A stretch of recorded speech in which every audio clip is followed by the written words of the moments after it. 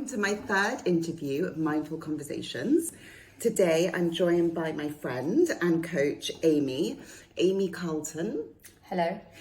It's funny that Amiee and I actually went to school together years and years ago. Well, not that long ago, but quite long ago. I mean, it was quite long ago. And then we reconnected recently through the coaching world and through mutual friends. And I'm so excited today to have her talk about what she calls conscious parenting. I really want to know more about this.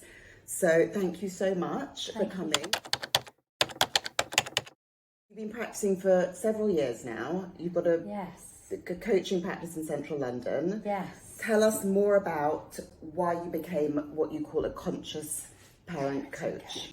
When you say I've been practicing, it feels like no time, but yeah, nearly 10 years. But it's evolved into conscious parenting, coaching, and working as a kind of therapeutic coach in that area. And I think with coaching, it does transition. We move and we kind of specialise.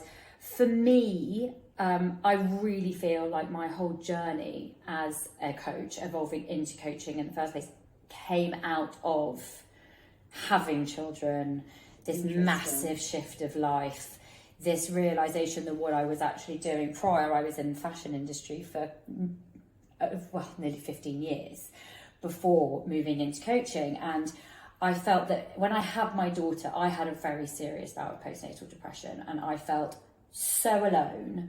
I had no one around me that had small children. I had strong voices of culture and society and my own background and family and friends, and none of it really fitted with what I felt intuitively. And I think I kind of went on a journey of trying to understand what was true, because we're so surrounded by these kind of really strict frameworks and this really strong narrative of what it is to parent and what it is to be a mother and what the parent-child relationship should look like and what we should expect and want for our children, and none of it really fitted. And so I really kind of took a step back and had to learn a completely different way. And it was through my own survival that I went into coaching. And then just the more I was coaching, the more I was working with people, I was understanding that really essentially everything that we're challenged by and uncomfortable with comes from relationship. It's always about relationship, whether it's your boss, whether it's your partner, whether it's your children. But it's all relationship, but the most challenging relationship you have is the one with your children, because you cannot take space, you cannot get away from it, and it is so wrapped up in everything that you are and you were, and they become a mirror to that.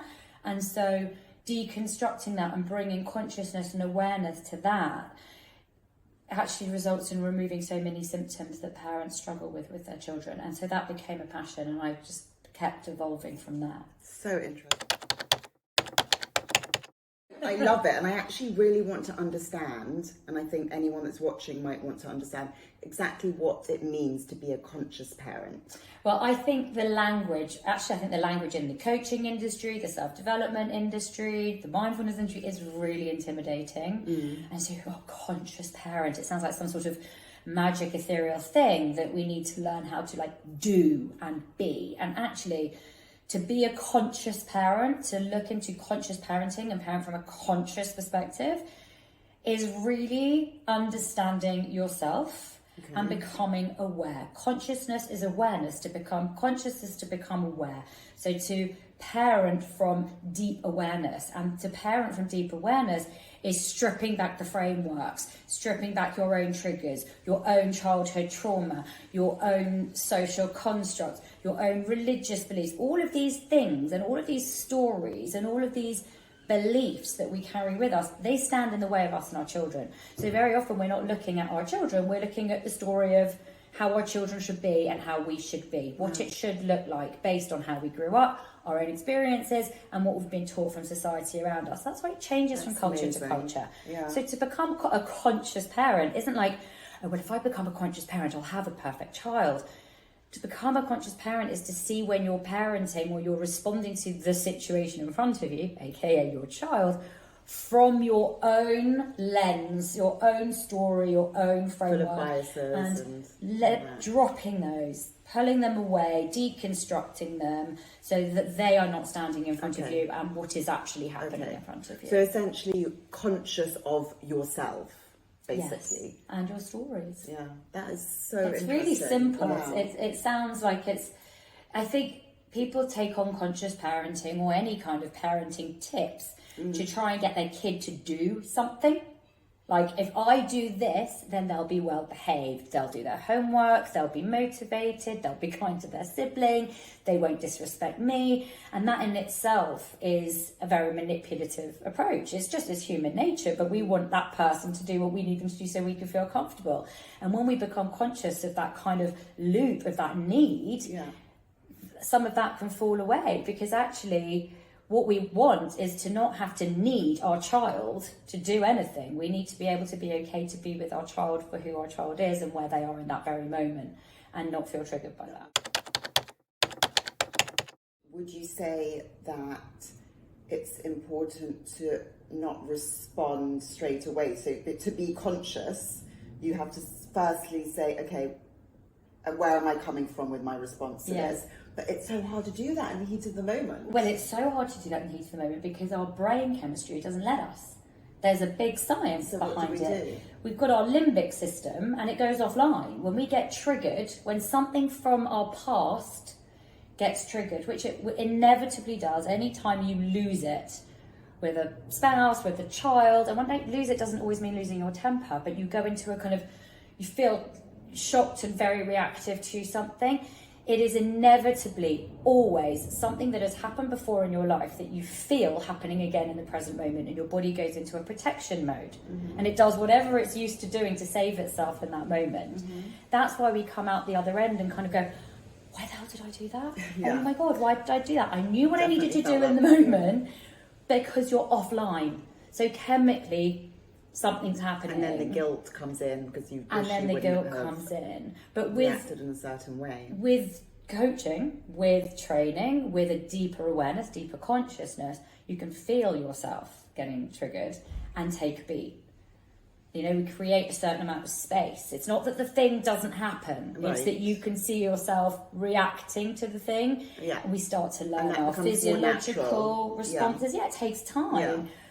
But the biggest misconception that is celebrated by society so much, repeatedly, today, in the modern parenting world, is if you don't deal with it now, you're not parenting. If you don't intercept the moment immediately, you're not being a good parent. You're letting it happen. You're accepting it, right? Especially with small children and teenagers, because actually they're having tantrums just like small children are. It's a whole other thing.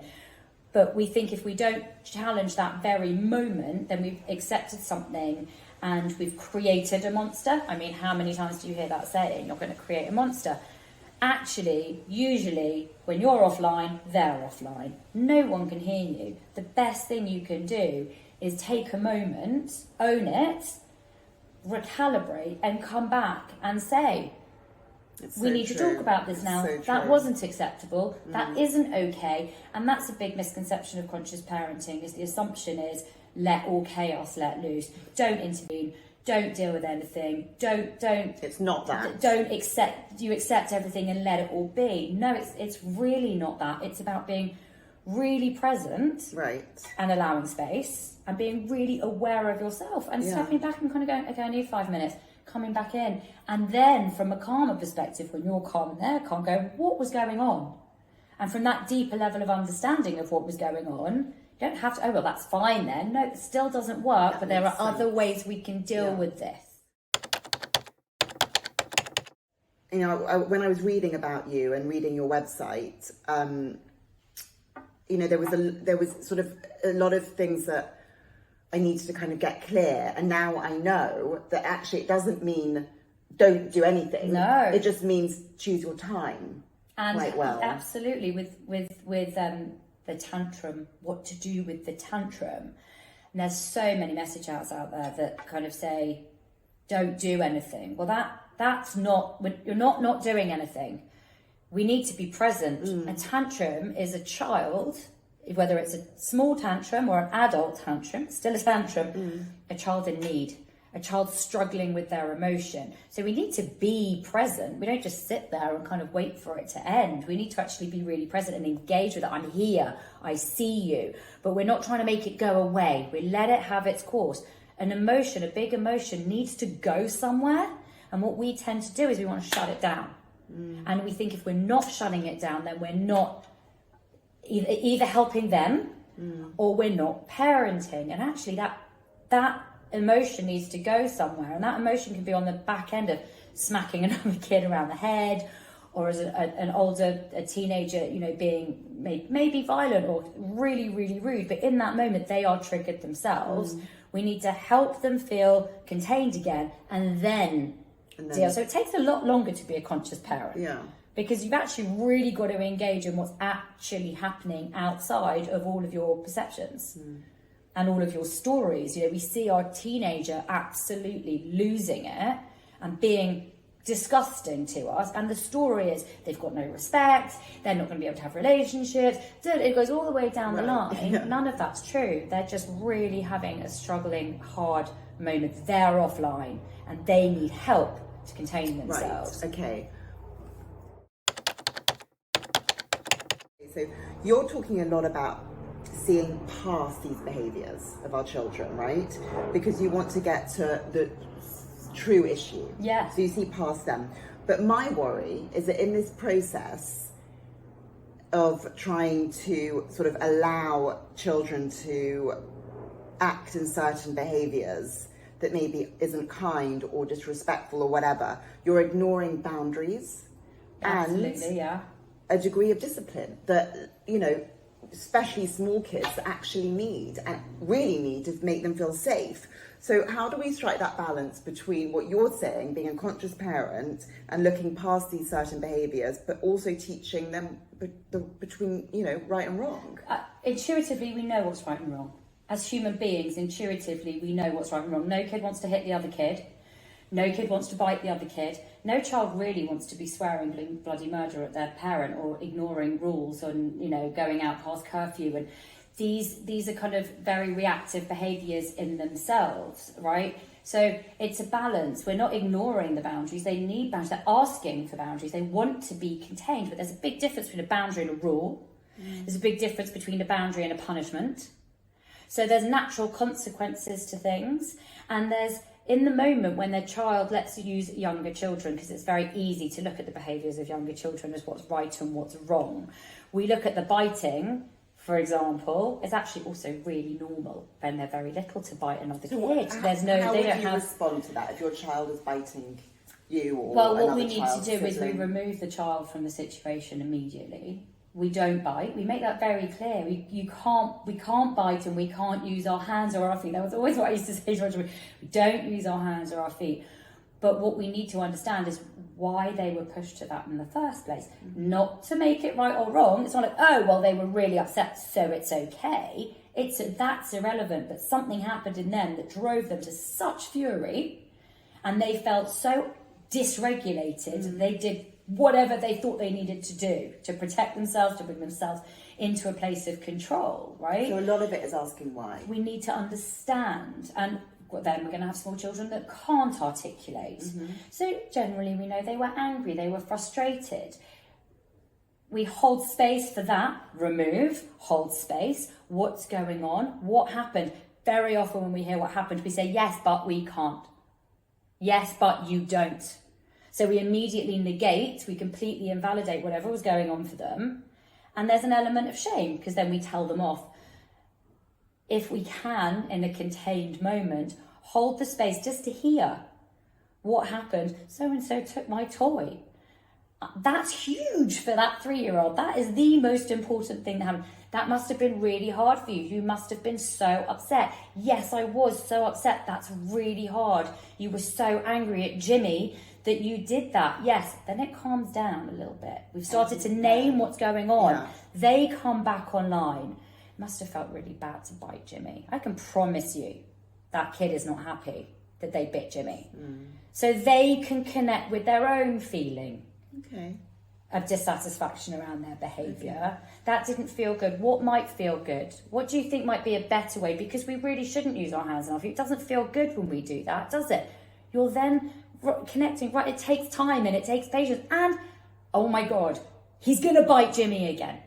That's the thing you've got to understand, is that this stuff isn't one lesson process. Yeah, no, that's very true. We're instilling an understanding that the child can connect back to themselves, to understand what was happening, to regulate, to communicate. That 3-year-old, when they're 7, has a far better way of communicating, regulating, understanding, taking space than the 3-year-old that was shamed for doing it.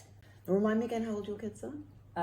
Nearly 14 and nearly 11. Okay, so you've been through that toddler phase and you're entering teenage phases with your second. So. And understanding and seeing, I understand the science of all of it, and I have worked with countless clients who have been through it, but it's always different when it's your own. It's always, far more impactful when it's your own. It's very easy to see it from the outside, but I have an intrinsic understanding that what's happening in my 14-year-old's brain chemically is very similar to what happens in a 3-year-old's brain chemically when they are struggling with emotion, when they're triggered. And that is really important thing to remember, because it's much harder for us to have the patience and the understanding and the compassion for the teenager. Very true. That's acting out, because you expect more, because you think they're little adults, and we're closer to them in age, so it's closer to us, and we take it more personally.